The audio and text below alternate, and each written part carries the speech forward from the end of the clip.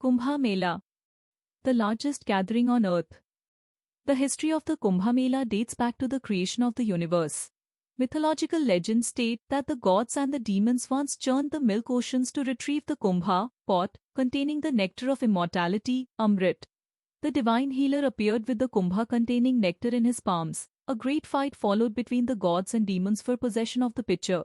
It is said that in this divine event, the Amrit Kumbha fell at the 4 Mela sites in India, sanctifying these for all time to come.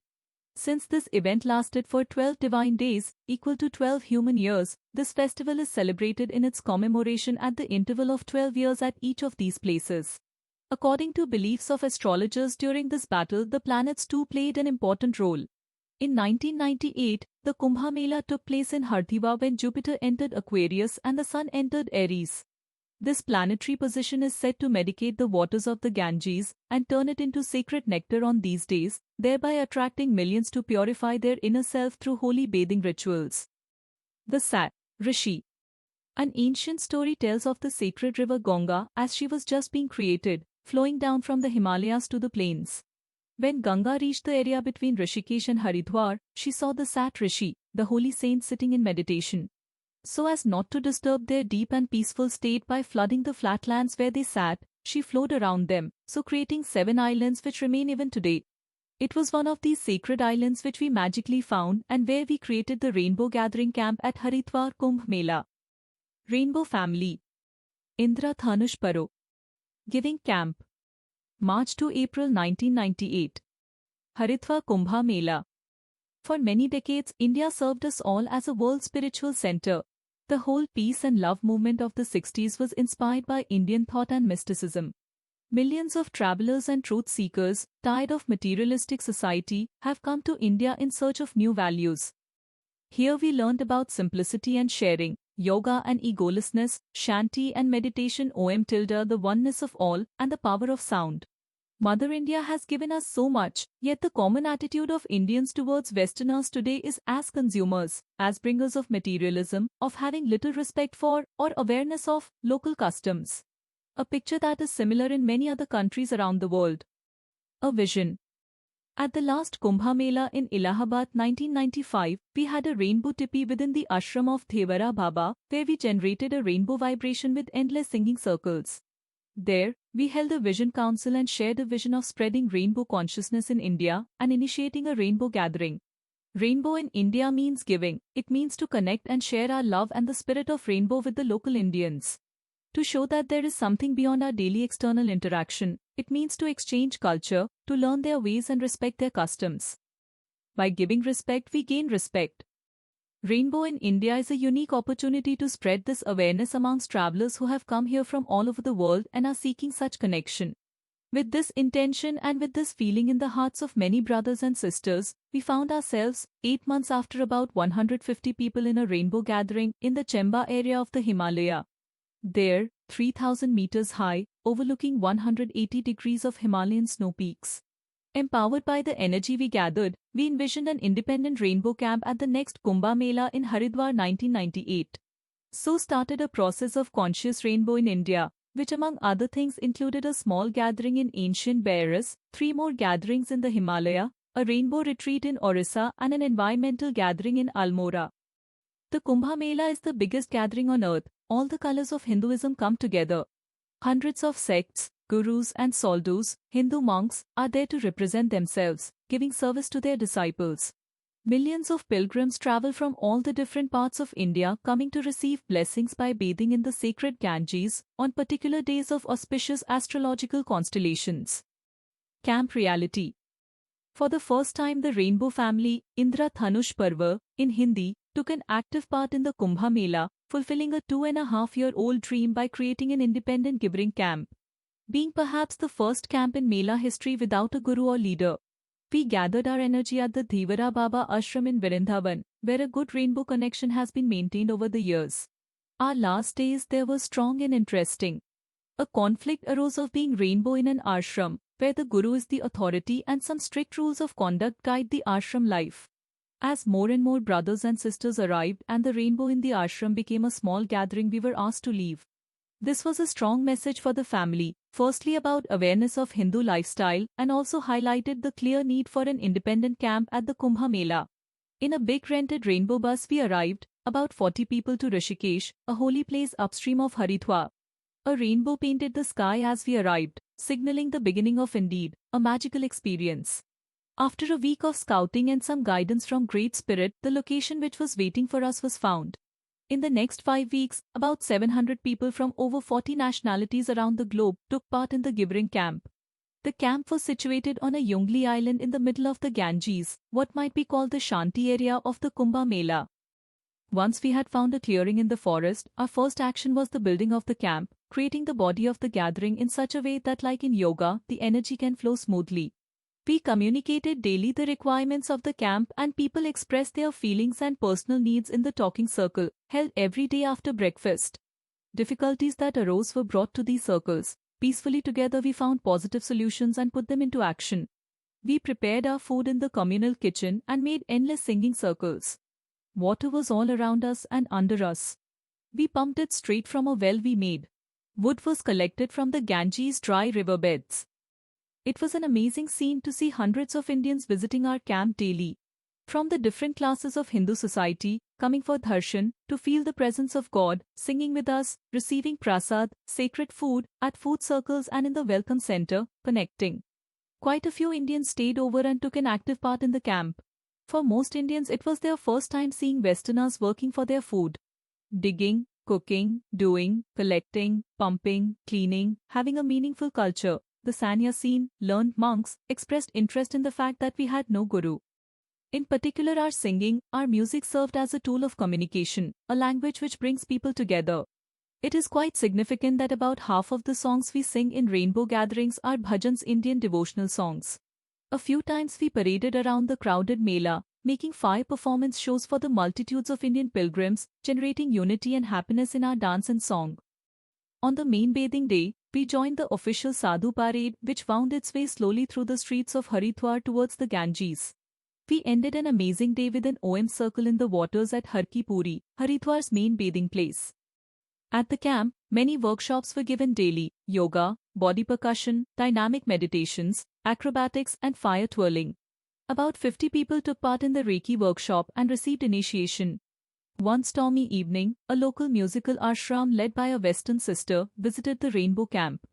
As the wind blew and the rain fell, we sang bhajans together and later enjoyed a bandha, feast, prepared and brought to the camp by our visitors. On another occasion, we were invited by a neighboring camp for an afternoon bandha. We circled together in their camp, and what began as an OM circle soon evolved into an all-singing, all-dancing, joyous celebration. Back at the camp, the Welcome Center operated successfully for about 2 weeks until a lack of focused energy led to its rapid decline. Its absence was strongly felt in the final weeks of the gathering as newcomers and Indian visitors continued to arrive in large numbers. New issues and difficulties came up. Some were dealt through the circle, some were not given enough attention until a later stage, where they then became more obvious for more of the family and were then dealt with. The energy in the camp grew with the moon. On the night of the full moon, we created an incredible Ganges Puja, Hindu prayer ceremony. We were 250 brothers and sisters in a huge circle standing in the shallow flow of the Ganges under the full moonlight. Each of us held small clay dishes with candles, which we released to the river, sending our prayers and wishes into the eternal flow, for a future of peace and harmony, wishes for our return to the way of the heart. Towards the end of our Givering camp, we held a vision council sharing our feelings and our thoughts, ideas and visions about the future of humanity, about rainbow in India and around the world. The Vision Council is a crucial part of the rainbow experiment. We begin to understand, to learn the lessons from experiences that we have passed through together, and further, to incorporate these lessons in our future activities so we may evolve together as a family. Some visions shared. A rainbow retreat beginning a week later in Gangani, northern India. A rainbow gathering in Ladakh, the far north of India, for the full moon of July. THIS, the first international rainbow magazine, Rainbow Rising, created and produced in 3 weeks. An international circle, we reaffirmed the reality of a world rainbow gathering in Australia 2000. We visioned tribes from all around the world coming as united families. There was a strong feeling that the family is moving towards self-sufficiency. For Australia 2000, there is a strong intention to create vegetable gardens at the seed camp, so we may feed ourselves. In the following days, we had small circles refining the different visions, finding practical ways of putting them into action. We created a clear invitation for the 2000 gathering, inviting feedback and involvement from the world family. In the next few days, we cleaned the camp, deconstructing the kitchen, tents and teepees, seeking and finding an assortment of rubbish, clothes and camp equipment which was then sorted for recycling or claimed as giveaway. Following a sadhu custom, we decided to leave the main dhuni fireplace intact. We imagined returning to the island in 12 years' time, perhaps with our children to join once again in the Kumbh Mela celebrations. We closed the gathering with a simple humming bee ceremony, an Aboriginal tradition from a tribe in the south of Australia, singing love, love, love, love on earth. Love, love, love, throughout the universe, peace, trees, dolphins. This ceremony symbolized our connection with the next gathering in Australia 2000. From the gathering, we took different directions, opening new circles and putting our visions into practice, a process we are engaged in right now, writing this and many other articles for Rainbow Rising. Last words.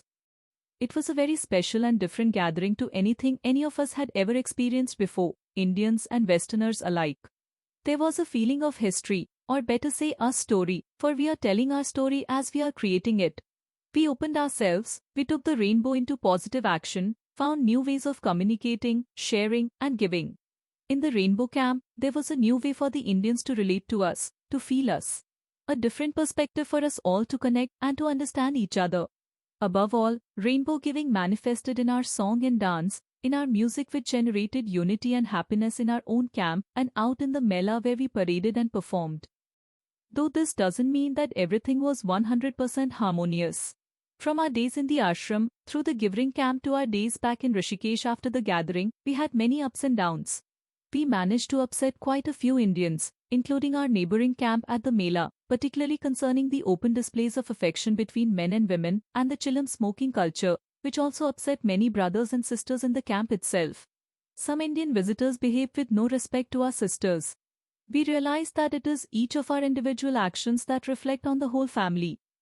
As a family, we also had to deal with the effects of India's high-energy atmosphere for some brothers and sisters at some sensitive stages in their processes. The Kumbh Mela brought up challenging personal issues that at the beginning of the camp caused a lot of confusion. These, however, were one color of the rainbow camp. We have all the colors within us. The difference and the beauty is the way in which we deal with it. Open, peaceful communication as a circle. Realizing that we have the tools to deal with our own problems. The significance of our gathering was not that we managed to change the awareness of so many travelers. This will take time, but for the first time we focused on and openly dealt with these issues that have bothered many Indians as well as Westerners for a long time. Some lessons we incorporated already in this camp, and we can learn new lessons and incorporate them in future gatherings. This is a strong vision behind this gathering and this very article. We hope and believe it to be an example for future gatherings. Rainbow into Positive Action is part of a process in the evolution of the Rainbow family where we gather with a particular theme. The theme can take any form. Environmental gatherings, healing retreats and circus caravans are already being experimented with. Other examples could include gathering with the intention of planting trees or helping alternative communities. In having our gathering at the Kumbh Mela, we chose a very sensitive challenge, living as we were next to other camps amongst many soldiers. We opened ourselves to thousands of Indian visitors and this required from us an extra sensitivity to Indian customs. The Rainbow Kumbh Mela camp was an opportunity for us to learn the art of living and gathering whilst adjusting to different conditions from those we are used to. Freedom is not freedom if by practicing it we offend people. Rainbow is not about a particular and absolute way, but about coming into harmony with our surroundings wherever we are, about being open to changes and new ways. In the process of our gathering, we felt that glimpses of dogma have started to develop. For example, although we usually gather in wild, open, faraway places, this does not exclude the possibility of gathering closer to civilization. Although we may love to swim naked in the river, it does not exclude the possibility of covering up if nudity doesn't go hand in hand with the moral values of the local people. Dogma has proven itself to be the hungry monster of institutions and social groups, eating away at the beautiful and healthy elements which enable our growth. We can use the past as our teacher, yet remain flexible to be in each moment as it arises. To become aware of the true and delicate conditions as they change around us is the journey itself. Overstanding this point, we realized a strong message for the family. Be here now. Around the world in recent rainbows, we have been learning important lessons about the practical functioning of our gatherings. This was also reflected in our camp at the Mela. The main issues which arise time and again are participation and involvement. How can we create a gathering truly together, so that everyone feels a part in the whole? So that responsibilities are shared among a wider number of people? Communication and information are a key for dealing with this, a way for us to understand each other and come peacefully together. The circle is the heart and magic of all. By holding daily talking circles, after breakfast when all the camp is gathered, everybody has the chance to express themselves in an open heart space, to communicate, to be a part of what is happening and to know where energy is needed. Let us create and maintain small circles for each of the functioning aspects of the gathering. For example, kitchen and welcome center circles from the beginning of seed camp, right through to the cleanup. These small circles will enable newcomers to learn and feel a part of the process and dynamic of creating a gathering and may be inspired to join in and lend a hand. A strong welcome center functioning like a kind of preparation camp where information is shared can help each and every newcomer to attune with what is going on and realize their part in it all. In addition, to initiate a daily circle for newcomers at the main camp. Rainbow in India, like the recent rainbow in Africa, is part of the process of bringing rainbow to third world countries and indigenous people. It is a new and exciting challenge for the family and a great opportunity for us to learn tribal ways. Rainbow Gathering Camp in the Kumbh Mela was like the closing of a circle, marking 3 years of conscious rainbow in India. It was a meeting pot for many brothers and sisters from over 40 different countries, many of whom have been taking an active part in the recent process of spreading rainbow around the planet. It was the strength of our circle based on this new evolutionary process which made our Gathering Camp a reality and gave it validity as a mini world gathering. Here, we affirmed the commitment of the Universal Rainbow Family for a world gathering in Australia 2000, planting a seed for the new millennium. The rainbow is rising. Om Shanti. Peace plus love from the Rainbow Family in India.